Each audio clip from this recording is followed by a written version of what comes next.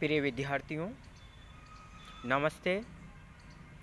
आज के इस कंटेंट में हम पुनः चर्चा करेंगे प्रगतिवादी विचारक, लेखक और कवि नागार्जुन की कविता हरिजन गाथा के अग्रिमंश की। गत भाग में हमने देखा था कि नागार्जुन ने एक ऐसी जाति या वर्ग के व्यक्तियों की स्थिति और शोषण का वर्णन करते हुए इस कविता का प्रारंभ किया था, जो समाज में निम्न दर्जे की समझी जाती है, जो शोषक वर्ग के शोषण के लिए जन्मी हुई मानी जाती हैं। उस कहानी को आधार मान करके कवि अपनी इस कविता को आगे बढ़ाते हुए लिखता है कि ऐसा तो कभी नहीं हुआ था, ऐसा तो कभी नहीं हुआ था कि एक नहीं, दो नहीं, तीन नहीं, 13 के 13 अभागे अकिंचन मनुपुत्र जिंदा झोंक दिए गए हो प्रचंड अग्नि की विकराल लपटों में।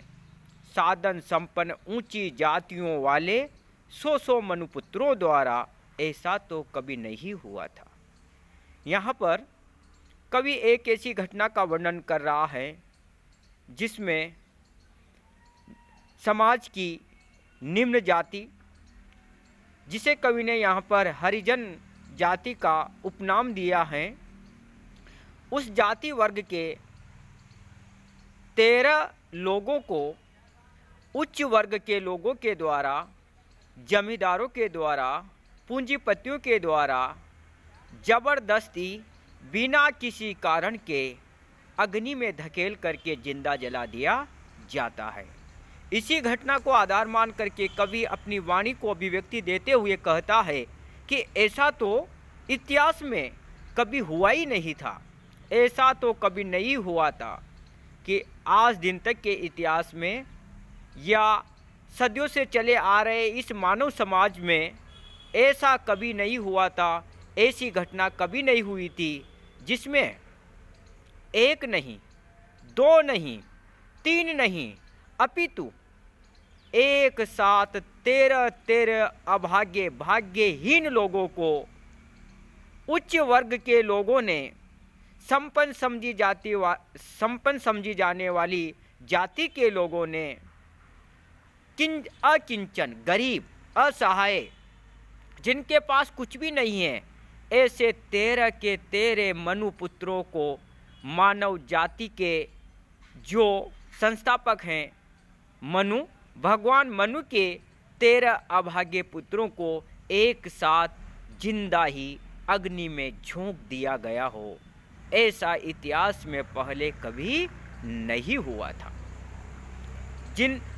13 के 13 अभागे अकिंचन मनुपुत्र जिंदा झोंक दिए गए हो प्रचंड अग्नि की विकराल लपटों में, साधन संपन्न ऊंची जातियों वाले 100 मनुपुत्रों द्वारा। कवि कहता है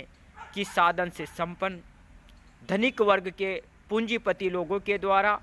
जो अपने आप को उच्च जाति का समझते थे,